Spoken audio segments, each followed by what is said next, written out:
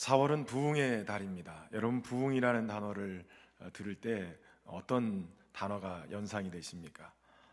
대부분 떠오르는 단어가 형통이라는 단어일 것입니다. 지난달이 치유의 달이었으니까 그렇다면 우리의 병이 다 치유가 되고 건강해지면 그러면 형통이라고 얘기할 수 있을까요? 성경에 보면 히스기야라는 왕이 나옵니다. 남유다의 왕 중에서 여호와 보시기에 정직히 행한 몇 명 안 되는 인정받는 왕입니다. 그런데 그가 25세의 왕이 돼서 29년 동안 예루살렘을 다스렸는데 그의 삶을 보면 여러 산당들을 제거하고 주상들을 깨뜨리고 아세라 목상을 찍고 모세가 광야에서 만들었던 이 놋뱀을 이스라엘 백성들이 가져다가 숭배를 했는데 이 놋뱀을 깨뜨려 버린 왕입니다. 그래서 성경은 열왕기하 18장에 이렇게 얘기하고 있어요. 히스기야가 이스라엘 하나님 여호와를 의지하였는데 그의 전후 유다 여러 왕 중에 그러한 자가 없으며 곧 그가 여호와께 연합하여 그에게 떠나지 아니하고 여호와께서 모세에게 명령하신 계명을 지켰더라. 하나님 보시기에 참 귀한 자였다라는 거예요.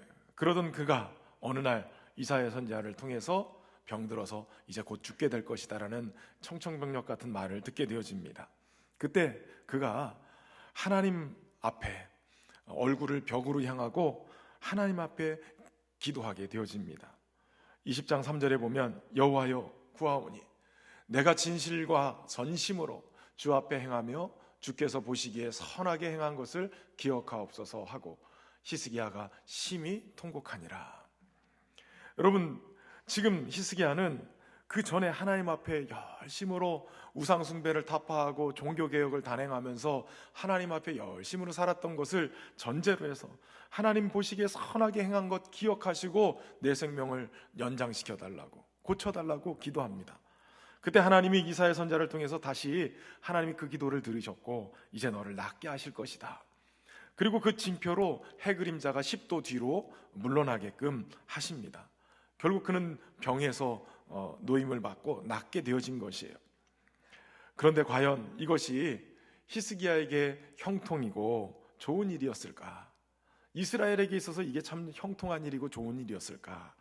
한번 생각할 필요가 있습니다. 히스기야가 병이 낫고 난 뒤에 바벨론의 왕 브로닥 발라단이 히스기야가 병들었다는 얘기를 듣고 예물과 편지를 사신단에게 들려서 보냅니다. 이미 병이 나은 히스기야가 사신단을 맞아들이면서 너무 기뻐서 그랬는지 무슨 연유에서든지 이 히스기야가 사신단을 데리고 자기의 보물창고를 다 들여다보게 만들어요. 여기까지도 그나마 괜찮았을 텐데 군 장비를 넣고 있는 군기고까지 창고를 다 열어서 칼이 몇 자루고 창이 몇 자루고 이 병거가 몇 개인가 이런 것까지 다 보게 만드는 거예요. 창고에 뭐가 들어있는지를 사신단한테 다 자랑하게 됐습니다. 그런데 이것이 결국은 훗날 바벨론의 침공을 받아서 그 쌓아뒀던 모든 것을 바벨론으로 빼앗기는 일이 돼버리고 심지어는 히스기야의 아들들 중에 사로잡혀서 바벨론의 포로로 끌려가서 환관이 되는 일이 벌어질 것이다. 그렇게 이사야에게 통해서 예언을 듣게 되고 또 그대로 되어졌어요. 여기까지만이 문제가 아니에요. 그가 죽고 난 다음에 그의 뒤를 이은 아들 므낫세, 이 므낫세가 왕위를 이어받을 때 나이가 12살이었어요. 사실 그가 히스기야가 기도해서 수명을 연장받은 시간이 15년이었어요. 그러니까 12살의 이 므낫세는 15년 연장되어진 그 날 동안에 어느 날 얻은 아들이었던 거예요.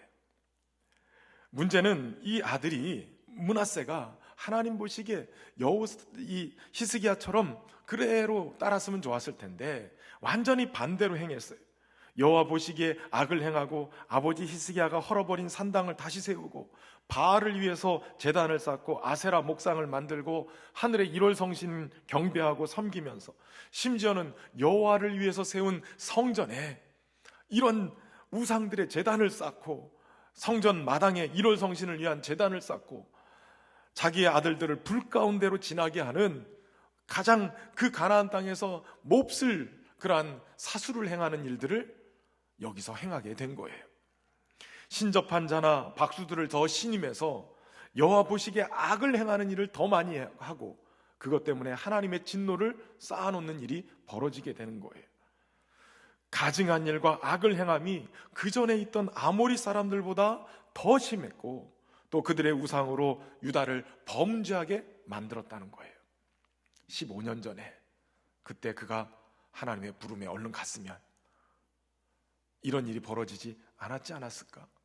내지는 그가 병을 고침을 받았을지라도 교만하지 않고 낳은 아들 믿음으로 잘 양육하고 그렇게 했으면 또 어땠을까요? 어찌됐든 간에 15년을 더 살았던 히스기야는 좋았을지 모르지만 결국 이 기간 동안에 나라가 하나님의 진노를 쌓아놓게 되는 엄청난 위기를 경험하게 되고 그렇게 나라가 망할 수밖에 없는 결과를 가져오게 된 것이에요. 형통이라는 말의 사전적 정의를 찾아보니까 뜻대로 잘 되어가다, 모든 일이 뜻대로 잘 되어감, 이런 뜻을 가지고 있어요. 뜻대로 잘 되어가는 것, 이게 형통이라고 합니다. 형통이라고 번역된 히브리어 찾아보니까 짤라흐라는 단어예요. 이것은 성공하다, 번성하다라는 뜻입니다. 이 형통 짤라흐라는 단어 어떻게 쓰여졌는가 검색을 해보니까 구약에 약 65회 정도 쓰였어요. 그런데 한글로 형통이라는 말을 치니까 신약에는 한 번도 나오지 않아요.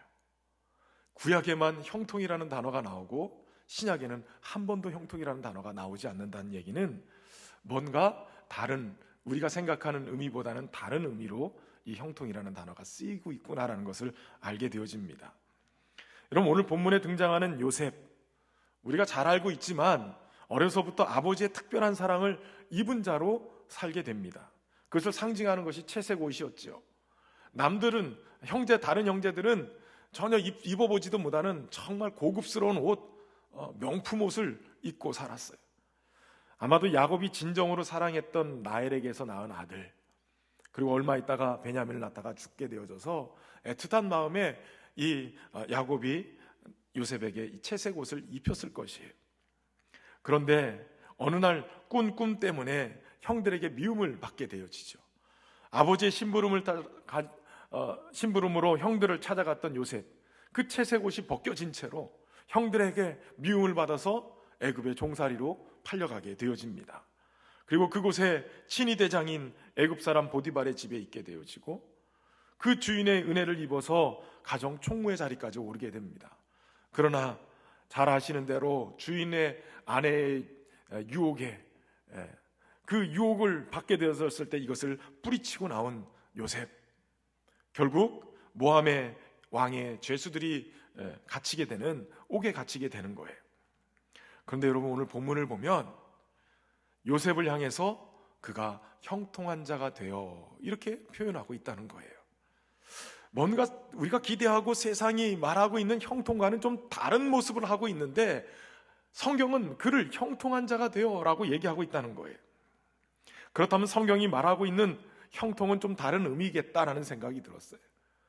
진정한 형통이 무엇일까?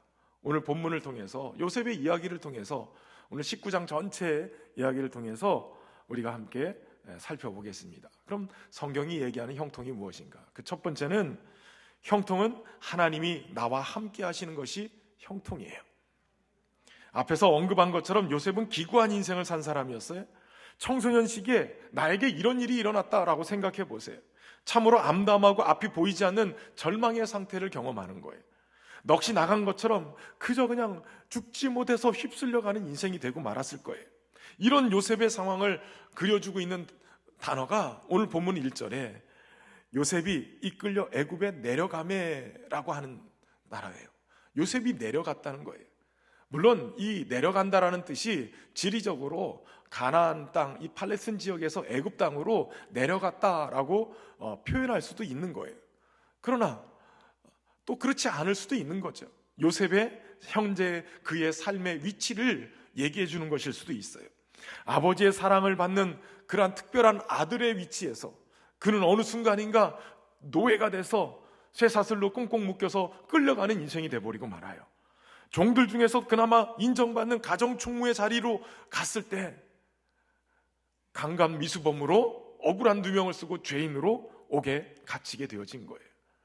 가장 존귀한 아들의 위치에서 저 윗바닥 깊은 감옥의 죄수로 떨어지고 마른 거예요. 그의 인생이 끝도 없이 추락해 내려가는 중인 것이에요. 그가 입었던 옷도 이런 상황을 얘기하죠.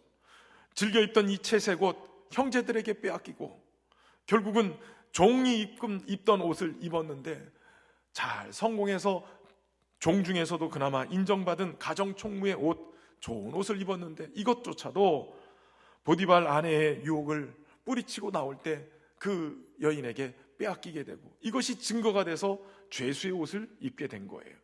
최고급 명품 옷을 입고 살던 사람이 어느 순간인가 일반 브랜드 옷 입다가 시장표를 입다가 어느 순간인가 거적을 입고 사는 거와 같은 거예요. 그렇게 그의 인생은 계속 내리막길인 거예요. 계속 형편없이 무너져 내려가고 있는 거예요. 그런데 오늘 본문의 2절을 보십시오. 여호와께서 요셉과 함께 하심으로 그가 형통한 자가 되어 그의 주인 애굽 사람의 집에 있으니, 그가 형통한 자가 됐다라고 얘기해요. 세상적인 가치로 볼 때는 절대로 형통한 자가 아니에요. 계속 무너져 내려가고 엉망이 되어가는 거예요. 그런데 성경은 그가 형통한 자가 되었다라고 얘기하고 있어요. 그가 형통한 자가 되었다라는 그 이유는 다름 아니라 바로 앞에 구절이에요. 여호와께서 요셉과 함께 하심으로, 여호와께서 요셉과 함께 하심으로 그가 형통한 자가 되었다는 거예요. 여호와께서 그와 함께 하셨기 때문에 그의 인생이 형통한 자가 됐다라는 것이죠. 심지어는 3절에 이어서 이렇게 얘기합니다. 그의 주인이 여호와께서 그와 함께 하심을 보며 또 여호와께서 그의 범사에 형통하게 하심을 보았더라.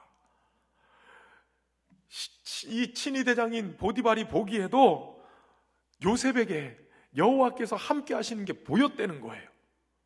심지어는 여호와께서 그의 범사에 형통하게 하는 것도 보았다는 거예요. 여러분, 하나님을 섬기지 않는 애굽 땅에 우상을 숭배하는 하나님 알지 못하는 사람이 볼 때에도 요셉은 하나님이 함께 하시는 게 보였고 하나님이 복 주시는 게 보였고 하나님이 형통케 하시는 게 보였다는 거예요. 저는 소망하기는 저와 여러분의 생애에 하나님이 함께 하시는 게 세상 사람들이 보여지는 은혜가 있기를 소망합니다. 아무개 집사는, 아무개 권사는, 아무개 성도는 하나님이 함께하는 사람이야. 적어도 신현교회만큼은 하나님이 함께 하시는 교회야. 거제 시민들이 이렇게 외칠 수 있기를 소망합니다. 여러분, 하나님이 함께 하시는 것을 볼 수 있다면 그 사람을 아무도 함부로 대하거나 우습게 대하지 않아요. 여러분, 그거 아십니까? 믿지 않는 사람이라 할지라도 하나님이 함께 하시는 증거가 그의 삶 속에 나타나면 마치 두려운 존재처럼 여겨요. 함부로 대하지 않아요. 한국교회에 하나님이 함께 하시는데 하나님이 함께 하시는 증거가 보이지 않으니까 세상이 교회를 우습게 여기는 거예요. 저와 여러분, 하나님이 함께 하시는 그 증거가 나타나는 은혜가 있기를 소망합니다. 하나님이 함께 하시는 것이 보일 정도면, 하나님이 범사에 형통하게 하는 것이 보일 정도면 그의 삶 속에 하나님이 얼마나 명확하게 드러나 주셨을까요? 그의 내리막 인생길에서도 하나님이 함께 하셨다, 이게 보였다. 이것은 참으로 귀한 것입니다. 여러분, 우리는 인생의 위기를 겪고 문제가 생기고 내리막을 걷는 것처럼 인생이 망가질 때, 그때 우리의 모습은 마치 하나님이 안 계신 것처럼 원망하기도 하고 하나님이 외면하는 것처럼 믿음에서 이탈하는 경우도 보게 돼요. 인생의 오르막길 때는 하나님이 계셔서 나를 축복하는 것처럼 날마다 은혜 속에 살고 감사 속에 찬송이 끊이지 아니하고 예배 시간도 막 미리 와서 기도하고 준비하고 이럽니다. 그런데 내리막을 걸을 때는 좀처럼 이런 믿음의 모습을 보기가 어려워요. 여러분, 진정한 형통은 인생의 내리막에서도 하나님과 함께 하는 것이에요. 아니요, 이거 좀 바꿔서 얘기를 해야 될 것 같아요. 하나님은 우리의 인생의 내리막이라 할지라도 우리를 결코 떠나지 않으세요. 우리와 항상 함께 하셔서 우리를 내리막 인생에서도 형통케 하시는 하나님인 것을 여러분 믿으시길 바랍니다. 시편 139편 9절에서 10절에 내가 새벽 날개를 치며 바다 끝에 가서 거주할지라도 거기서도 주의 손이 나를 인도하시며 주의 오른손이 나를 붙드시리로다. 어느 곳에 간다 할지라도 하나님은 그곳에서 나를 인도하시고 주의 오른손이 나를 붙드신다는 거예요. 요셉이 어디를 가나 어떤 형편에 처했으나 하나님은 결코 그를 떠나신 적이 없으세요. 그와 도리어 함께해서 인생의 내리막 가장 위기의 순간에 함께해서 그의 인생을 형통한 자가 되게 만드시는 거예요. 형제들에게 버림받는 자리에도, 노예로 낯선 이국 땅인 애굽에 팔려가는 그 자리에도, 억울하게 감옥에 갇히는 인생이 된다 할지라도 하나님은 그곳에 그를 떠나지 않고 늘 함께 해주셨고, 그 절망의 순간, 위기의 순간에서 그의 인생을 형통하게 만들어 주신 거예요. 하나님은 오늘 우리의 인생을 형통의 길로 인도하심을 믿으시길 바랍니다. 그래서 5절에 이렇게 얘기하는 거죠. 그가 요셉에게 자기의 집과 그의 모든 소유물을 주관하게 한 때부터 여호와께서 요셉을 위하여 그 애굽 사람의 집에 복을 내리심으로 여호와의 복이 그의 집과 밭에 있는 모든 소유에 미친지라. 하나님이 함께 하시는 것을 보디발이 봤어요. 요셉에게 함께 하시는구나. 그리고 형통케 하시는 걸 봤어요. 아, 이 사람 믿을 만한 사람이야, 이 사람한테 맡기면 되겠다 하고 모든 걸 맡기고 나니까 모든 소유물을 주관하게 한 때부터 여러분 여호와께서 요셉을 위하여, 보디발을 위한 게 아니에요. 요셉을 위하여서 그 애굽 사람의 집에 복을 내리시는데 모든 소유에 그 복이 미칠 정도로 그렇게 내리셨다는 거예요. 여러분, 하나님이 함께 하시는 사람에게는 놀라운 은혜가 있는데 그것은 뭐냐면 그 사람을 위해서 하나님이 그 주변 사람들을 축복하신다는 거예요. 그러니까 저와 여러분은 하나님의 복을 받은 사람일 뿐만 아니라 사람들에게 하나님의 복을 이렇게 끼칠 수 있는, 미치게 할 수 있는 그러한 존재들인 거예요. 여러분, 복의 사람인 줄로 믿으시길 바랍니다. 그리고 심지어는 그가 감옥에 갔을 때에도 간수장은 요셉에게 재반 사무를 다 맡겼어요. 요셉이 하는 일을 믿고 확인하지도 않았어요. 여러분, 하나님과 함께하는 사람은 사람들 눈에도 믿음직한 사람들이에요. 이런 요셉의 삶에 대해서 성경이 계속 증거하는 게 그가 형통했다는 거예요.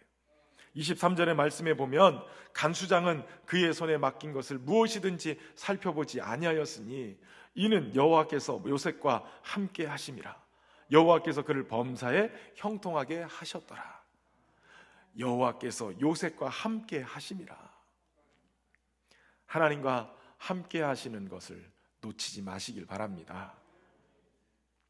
하나님이 함께 하심, 구약에는 특별히 믿음의 사람들, 의의 사람들, 그들이 하나님이 함께 하시는 사람들이었어요. 그래서 마치 나 같은 죄인은 하나님이 함께 하시지 않겠지, 이런 염려를 가지신 분들이 있어서 우리 주님이 오신 거예요. 예수님이 오늘 말씀하세요. 마태복음 28장 20절에 내가 너희에게 분부한 모든 것을 가르쳐 지키게 하라. 볼지어다 내가 세상 끝날까지 너희와 항상 함께 있으리라. 예수님은 오늘 우리의 삶을 세상 끝날까지 항상 함께하고 계시는 거예요. 임마누엘 하나님으로 오늘 우리의 인생 속에 함께 하시는 거예요. 우리의 가정 형편 어렵거나 불편해도 늘 함께 하시는 하나님과 동행하는 저와 여러분이 되시기를 주의 이름으로 축원합니다. 두 번째 형통은 내가 하나님 앞에 살고 그분을 늘 인식하는 것이에요. 여러분, 하나님이 함께 하심으로 그가 형통한 자가 되었더라, 이 말은 주권이 나에게 있는 게 아니라 하나님께 있어요. 하나님이 나와 함께 하시는 거예요. 그런데 여러분, 믿는 자들을 보면 하나님은 나와 함께 하신다고 약속하시고 함께 하시는데 왜 어떤 사람들은 늘 하나님과 함께 동행하는 삶을 살고 어떤 사람은 늘 하나님 없는 것처럼 살아갈까요? 똑같이 신앙생활하는데 도대체 무엇의 차이일까요? 가만히 생각해 보니까 하나님은 함께 하신 건 같은데 내가 지금 하나님 앞에 살고 있는가 하는 믿음의 문제가 생기는 거예요. 주님이 함께 하신다는 사실을 내가 믿고 매 순간 주님 앞에서 살아내기로 결심하고 그렇게 하나님 앞에 내 삶을 맡기고 살아가느냐, 이거에 따라서 하나님의 살아계심이 오늘 내 삶 속에 경험되느냐가 나타난다는 거예요. 하나님은 눈에 보이시지 않지요. 영이시기 때문에. 그런데 나와 함께 하신다고 했기 때문에 영이신 하나님을 경험하려면 우리의 영이 살아나서 우리 안에 오신 성령이 계속 작동해서 하나님을 경험하게 만들어야 되는데, 성령이 역사하실 통로는 바로 믿음이라는 통로를 통해서 역사하는 거예요. 하나님이 함께 하신다는 사실을 믿고 하나님 앞에 내가 살아가는 거예요. 하나님과 동행하는 삶에 있어서 우리에게 중요한 것 한 가지가 주님께서 무슨 말씀을 하시는지 귀를 기울이는 거예요. 그런데 안타까운 것은 주님께서 하시는 말씀을 귀 기울여 듣지 않으면서 주님이 말씀하지 않는다고 생각한다는 거예요. 한 번은 프랭클린 루즈벨트 대통령이 무도회에 참석한 사람들과 악수하면서 인사를 나눴다는 거예요. 인사하다 말고 갑자기 이런 생각이 들더라는 거예요. 저 사람들이 내 말에 관심이 없구나, 이런 느낌이 들었다는 거예요. 그래서 악수하고 인사하는 사람들한테 이런 말을 했대요. 저는 오늘 아침에 할머니를 죽였습니다. 그런데 놀랍게도 사람들이 악수를 하면서 한다는 얘기가 대단하십니다. 정말 정이 많으세요. 앞으로도 그렇게 하세요. 이렇게 얘기를 하더라는 거예요. 그러니까 대통령의 이야기를 한마디도 듣지 않고 자기들 말만 한 거예요. 저는 잘 몰랐는데, 아직 대통령을 만나본 적이 없으니까. 근데 청주에 있을 때 청복교회 김영태 목사님이 한 번은 청주에 그때 노무현 대통령이 이렇게 오실 때가 됐어요. 그때 교계의 어른들 한번 만나겠다고 초청을 받아서 김영태 목사님이 거기를 가서 만나는데, 나중에 얘기를 들어보니까 몇 시간 전에 도착을 해서 거기서 다 교육을 받는답니다. 악수를 할 때 먼저 어떻게 손을 어떻게 내밀고 힘을 또 어느 정도 주어야 되고, 또 말도 이런 인사 이런 대꾸를 해야 되고, 뭐 이런 교육을 다 받고 대통령을 만난다는 거예요. 아마 긴장해서 그랬는지 모르지만 할머니를 죽였다고 하는 얘기에 대단하십니다. 정이 많으시군요. 어떻게 이런 얘기를 할 수 있어요? 한 외교관이 귓속말로 얘기를 하더랍니다. 할머니께서 죽을 짓을 하셨겠지요. 그래도 한 사람은 그 얘기를 들었던가 봐요. 전혀 사람들이 사람의 이야기를 듣지 않는다는 거예요. 외국 선교사로 이 땅에 오셔서 사역하셨던 선교사님 한 분이 이런 얘기를 하셨어요. 한국에 사는 동안 가장 힘든 일이 무엇이었습니까? 라고 물으니까 이분이 사람들이 만나면 얘기를 하면 잘 알겠습니다, 이렇게 대답을 한다는 거예요. 그래서 지금 내가 하는 얘기를 잘 알아듣고 잘 알겠습니다라고 얘기한 줄 알았대요. 근데 나중에 보면 알았다고는 했는데 딴 일을 하고 있는 걸 보면서 아니구나, 사람들이 내 말을 안 듣는구나, 이 생각을 했다는 거예요. 저도 간혹 느낄 때가 있어요. 광고를 그렇게 열과 성의를 다해서 광고를 했는데 예배 끝나고 딴 얘기하는 분들이 가끔 있어요. 목사님 그거 어떻게 되죠? 광고 다 얘기했는데. 여러분, 사람의 말에 대해서만 이처럼 성의 없이 반응하는 게 아니에요. 가만히 생각해 보면 주님의 말씀에 대해서도 우리가 그렇게 건성으로 듣고 지나가는 때가 많아요. 여러분 어떠세요? 필리핀 코스타 대학생들 모아놓고 집회하는 청년 집회가 있는데, 거기에서 작가인 이요셉 집사님이 강의 중에 계속 하나님의 음성을 들었다라고 얘기를 하니까 강의가 끝나고 나서 학생들이 찾아와서 물었다는 거예요. 하나님 음성을 도대체 어떻게 듣습니까? 그 집사님이 이렇게 설명했다고 그래요. 저는 하나님의 음성을 육성으로는 듣지는 못합니다. 그런데도 하나님의 음성을 들었다고 말하는 것은 이런 이유 때문입니다. 예를 들어서 제가 작업을 하면서 방을 어지러 놓고 있는데 정리정돈이 되어야 좋아하는 아내가 방문을 탁 열어보고 한숨을 쉬고 문을 닫고 나갔다면, 아내는 말 한마디 안 했지만 그 행동 속에서 방 좀 치워요 라는 메시지를 듣는다는 거예요. 그러니까 아내의 마음을 깨달은 것이 아내의 음성을 들은 것이라는 거예요. 꼭 육성으로 들어야만 그 사람이 하려는 말을 듣는 것이 아닌 거죠. 얼굴 표정 하나에도 그 사람의 말을 들을 수 있어야 되고, 그 사람 생각만 해도 그가 하려는 말이 생각나기도 하는 거예요. 그것은 그가 하는 말을 듣는 것과 같은 것이죠. 마찬가지로 하나님의 마음을 깨달았을 때 하나님의 음성을 들었다고 생각할 수도 있는 거예요. 여러분, 설교의 말씀을 듣다가 하나님이 깨닫게 하시고 마음에 감동을 주시고 내가 이렇게 살아야지 라고 깨달아지면 그게 하나님이 말씀하시는 음성인 거예요. 때로는 어려운 이웃들을 보다가 하나님이 성령께서 마음에 감동 줘서 내 이웃을 내 몸과 같이 사랑하라고 그랬지. 그래서 뭔가를 하나님이 거룩한 부담감을 주면 하나님의 마음이 말씀으로 나에게 임하시는 거예요. 우리 구역 식구 중에 누가 코로나 환자가 생겨서 격리돼서 일주일 동안 있다. 그러면 혹시라도 아무개 죽 여기 가가지고 그거라도 사가지고 내가 문에 걸어놓아야 되겠다, 이런 마음을 주시면 그대로 행동하면 하나님의 말씀에 순종하는 거예요. 갑자기 하나님의 뜻, 하나님의 마음이 내 안에 품게 되어지면 이게 하나님의 음성을 듣는 것이죠. 그러니까 오늘도 주님께서 말씀하시는 걸 내가 귀 기울여 듣기로 결심하고 집중하면 주님은 오늘 이 순간에도 우리에게 말씀하고 계시는 거예요. 요셉이 여주인의 유혹을 받아들였다면 얼마든지 편하게 살 수도 있었을 거예요.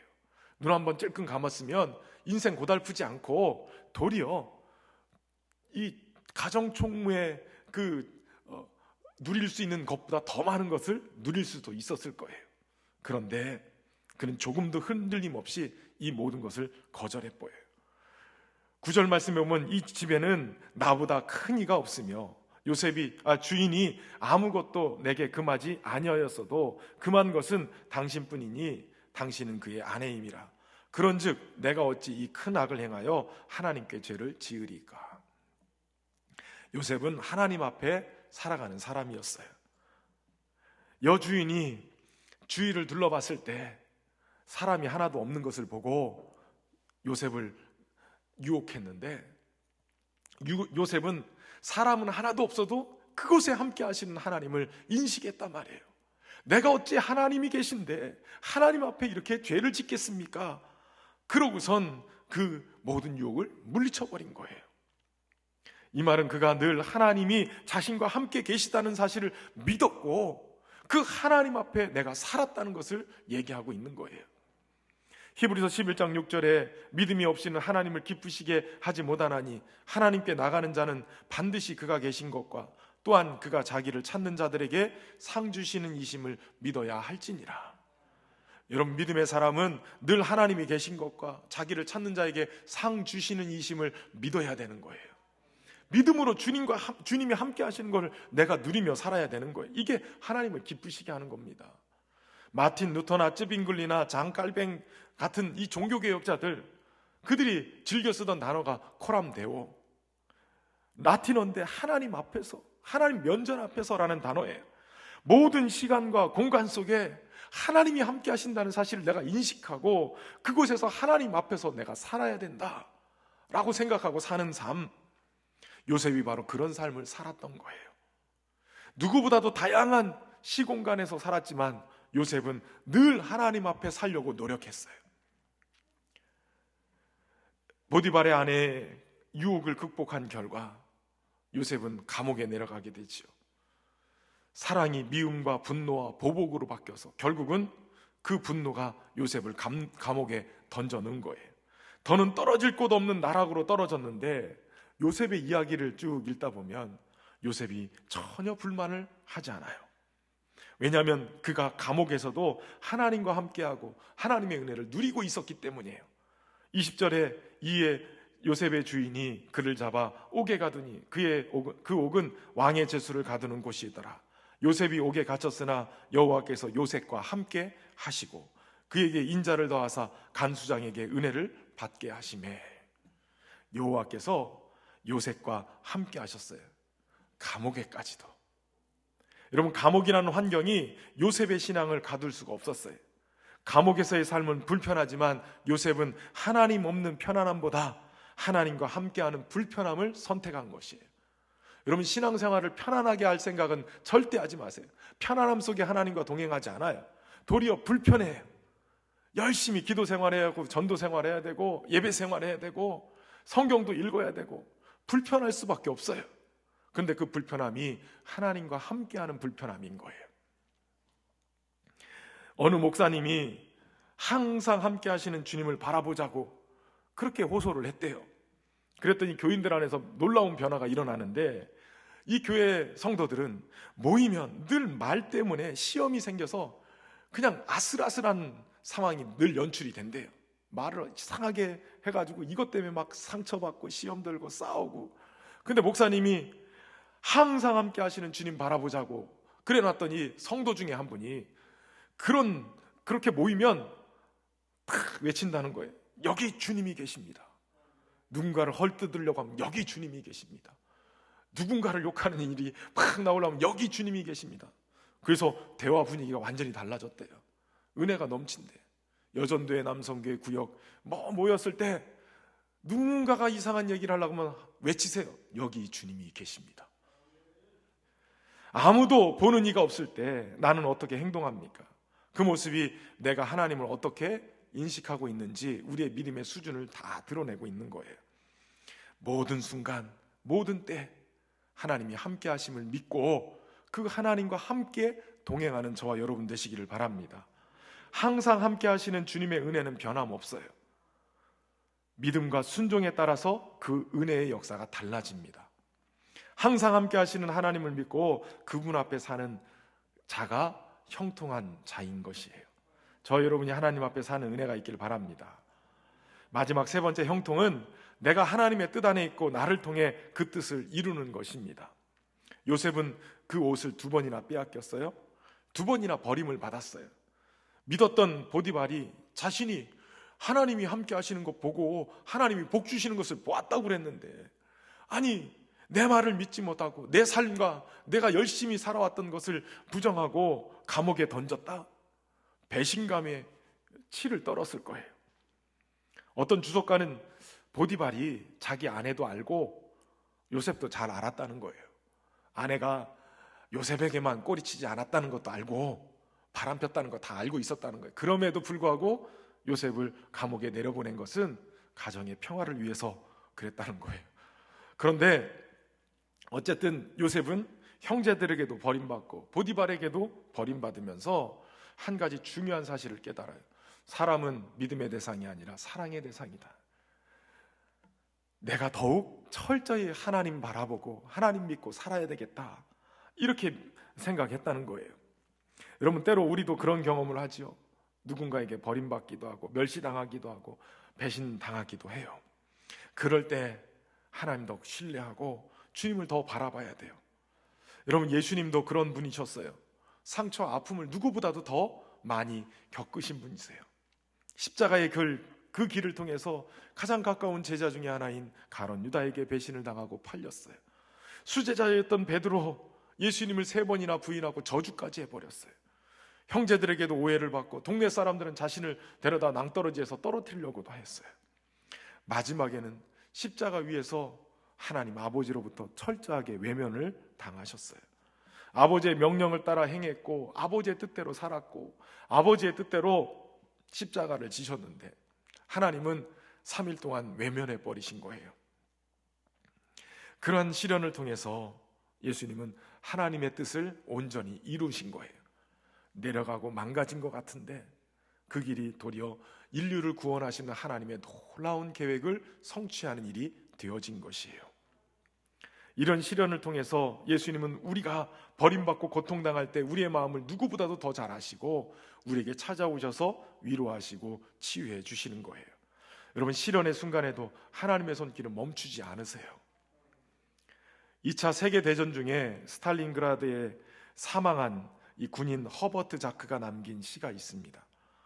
해결되지 않는 문제로 내 마음이 절망하여 떨릴 때, 무지로 인하여 하나님의 사랑에 대하여 실망할 때, 나는 모든 지친 갈망을 하나님 손에 올려드리고 부드럽고 조용히 눈물로 말할 수 있다. 하나님은 실수하지 않으십니다. 그러므로 여전히 내 마음에 있는 것들, 세속적이고 일시적인 것들은 사라지리라. 그의 빛 안에서 그분이 보여주시는 좋은 길을 보게 되리라. 사랑하는 사람을 그리워하며 춥고 어두운 밤을 보내는 이들아, 이 복된 말을 굳게 잡으라. 하나님은 결코 실수하지 않으신다. 우리는 혹시 하나님이 실수하시는 것 아닐까 의심하기도 해요. 또는 하나님이 실수하시면 어떡하나 걱정하기도 하고요. 그러나 여러분, 분명한 것은 하나님은 절대 실수하지 않으세요. 자기 자신, 아니 독생자 예수 그리스도를 내어주시기까지 하나님이 우리를 향한 그 사랑이 지극한데 어찌 하나님이 실수하실 수 있겠어요?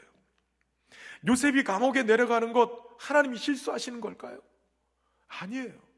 도리어 하나님이 요셉이 가야 될 감옥을 정하신 거예요. 하나님의 신실하심은 그를 왕의 죄수가 모이는 감옥으로 인도해 가셨어요. 그랬기 때문에 그가 국무총리가 될 수 있었어요. 애굽의 그 큰 나라를 다스리는 자가 되고 온 나라가 그로 인해서 사는 역사가 일어나게 되는 것이죠. 하나님의 섭리는 어떤 사람을 높이기 전에 먼저 낮추세요. 이 과정을 통해서 하나님은 사람을 준비시킵니다. 요셉을 감옥에 던져서 하나님은 훈련하고 연단하셔서 하나님의 놀라운 계획을 성취시킬 믿음의 사람으로 만들어 가시는 거예요. 요셉도 이 감옥 생활을 자신의 인생의 발전과 성장의 기회로 삼았어요. 왕의 제수들을 섬기면서 애굽에서 이 정치 세계를 배워갑니다. 궁중의 도도, 궁중의 언어도, 궁중의 문화도 배우고요. 왕이 어떤 사람인가도 배우고, 왕이 무엇을 좋아하고 어떤 스타일의 사람인가도 배우게 되어져요. 애굽의 문화와 정치, 애굽의 역사까지도 다 배우게 되는 것이에요. 고난 중에서도 요셉은 멈추거나 후퇴하지 않았어요. 사람들을 향한 원망이나 원한을 품고 환경 앞에 좌절하지 않고 도리어 내가 하나님이 여기를 인도하신 이 의미가 무엇일까? 하나님이 여기까지 이끄신 이 기회가 어떤 의미일까? 생각하면서 할 수 있는 일들을 찾아서 일하게 되어졌어요. 여러 번 꿈의 좌절도 경험했지만 요셉이 위대한 것은 좌절할 수 없는 상황 속에서도 좌절하지 않고 하나님이 준비하시는 환경 속에 순종하고 자신을 도리어 발전시킬 수 있는 계기로 삼았다는 거예요. 시간을 낭비하지 않았어요. 만나는 사람을 섬겼고 만나는 사람들을 자기의 교사로 삼았어요. 그리고 그들에게 하나님을 증거하는 기회로 삼았어요. 감옥 생활에서도 최선을 다해 살았던 것이에요. 사람 보기에도 억울한 일이지만 하나님의 섭리로 여기고 난 다음부터는 그 순간에 하나님의 역사를 보면서 함께 하시는 하나님과 동행하면서 하나님이 원하시는 사람으로 되어져 간 것이에요. 최선을 다해서 살아내니까 하나님이 원하시는 그 모습으로 준비되고 단련되고 훈련되니까 하나님이 그를 들어서 사람을 생명을 구하는 놀라운 사람으로 쓰신 거예요. 결국은 요셉의 인생은 예수님을 예표로 보여주는 인생이 되어져요. 지난주에 잠시 살펴본 것처럼 시편 105편 19절에 곧 여호와의 말씀이 응할 때까지라 그의 말씀이 그를 단련하였도다. 하나님의 말씀이 응할 때까지 하나님이 그를 단련해 놓으신 거예요. 하나님의 말씀이 응할 때까지 그를 단련하신 것, 앞에서 말씀드린 것처럼 사전적 정의 형통은 원하는 대로 뜻대로 되어지는 것이에요. 그런데 성경에서 얘기하는 형통은 내가 원하는 대로가 아니라 하나님이 원하시는 대로, 하나님의 뜻대로 되어지는 것이 형통입니다. 위대한 하나님의 역사, 바로 이렇게 하나님의 뜻대로 순종하는 자에게 하나님이 연단을 통해서 하나님의 역사를 드러내시는 거예요.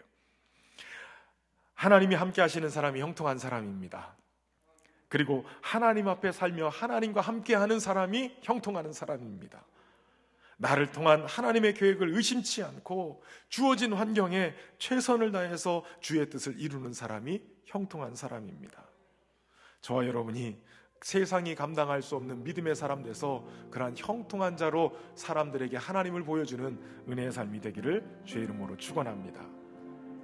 때로는 인생의 밤을 경험해도 소망 되신 주님을 바라보면서 하나님 앞에 나가기를 소망합니다. 함께 찬양하며 주님 앞에 나가겠습니다. 나의 소망 되신 주, 나의 소망 되신 주, 주를 바라봅니다.